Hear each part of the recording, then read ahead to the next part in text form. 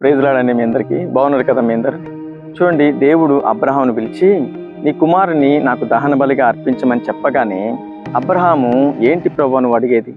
అసలు నీకు అర్థం అవుతుందా? నీకేమైనా జ్ఞానం ఉందా? నాకు ఎప్పుడో 100 సంవత్సరాలకి ఇచ్చావు, ఈ కుమారుని మళ్ళా నువ్వు అడగడం ఏంటి? నువ్వు దేవుడే కాదుపో అన్నాడండి. దేవుడు ఏం చెప్పాడో వెంటనే నీ చిత్తమే ప్రభువా అని తన వారిని తీసుకెళ్ళి, తన 2 పనివాళ్ళు తీసుకొని, తన కుమారుని తీసుకొని 3 దినముల ప్రయాణం చేసి ఆ దేవుడు ఏ ప్లేస్ అయితే చెప్పాడో ఆ మోరియా పర్వతం దగ్గరికి వెళ్ళి నిలబడి తన పనివారితో అంటున్నాడు, మేము వెళ్ళి ఆ కొండ మీద దహన బలి అర్పించి మరలా మేము వస్తాం. మాట జాగ్రత్తగా వినండి, మరలా మేము మీ దగ్గరకు వస్తాం. నేను ఒక్కడనే వస్తానని చెప్పలేదు.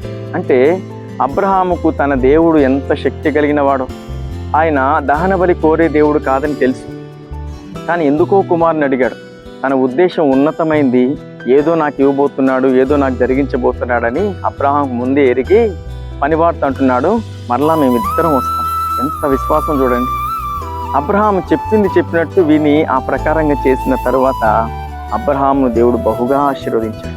ఈరోజు దేవుడు నీకు ఏదైనా చెప్తే నువ్వేం చేస్తున్నావు? సండే తొందరగా దేవుని మందిరానికి రమ్మంటే దేవుడు చెప్పిన దానికంటే 1 గంట లేట్గా వస్తుంది. అమ్మ నన్ను ఆత్మతో సత్యంతో ఆరాధించమంటే మొబైల్ చూస్తూ ఏదో మనసు ఎక్కడో పెట్టుకొని, అంటే దేవుడు చెప్పిన దానికంటే మనంతా రివర్స్. అందుకే దేవుడు నిన్ను ఆశీర్వదించకుండా అలా పక్కన పెట్టేశాడు. దేవుడు ఏదైతే చెప్తాడో అది మనం కరెక్ట్గా చేస్తామో ఆశీర్వాదాలు, కృపాక్షేమములు నీ వెంట వస్తాయి. ఈ రోజుల్లో దేవుడు ఏం చెప్తే అది చేయడానికి మనుషులు సిద్ధపడడం లేదండి. వాక్యం వినమంటే ఏదో చూస్తాం, ఏదో చేస్తాం, మొబైల్ చూస్తాం. మరి దేవుని సన్నిధిలో కుదురుగా 1 గంట కూర్చోలేం, మొబైల్ పట్టుకొని మందిరం అంతా తిరుగుతూ ఉంటాం. దేవుడు ఏమంటున్నాడంటే, తప్పకుండా నేను చెప్పింది మీరు చెప్పినట్టు చేస్తే మిమ్మల్ని బహుగా నేను దీవిస్తాను, బహుగా విస్తరింపజేస్తాను.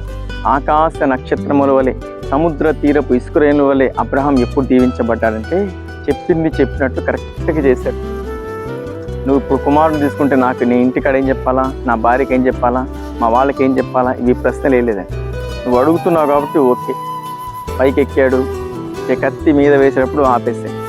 నీ కుమారుని మళ్ళా తీసుకొని ముద్దు పెట్టుకో, పొట్టేళ్ళను బలిగా అర్పించు, ఇవన్నీ తర్వాత చేయండి. దేవుడు చెప్పింది చెప్పినట్టు నువ్వు ఎప్పుడే చేస్తావో అక్కడే ఒక నూతనమైన మార్గాన్ని నీకు సృష్టిస్తాడు.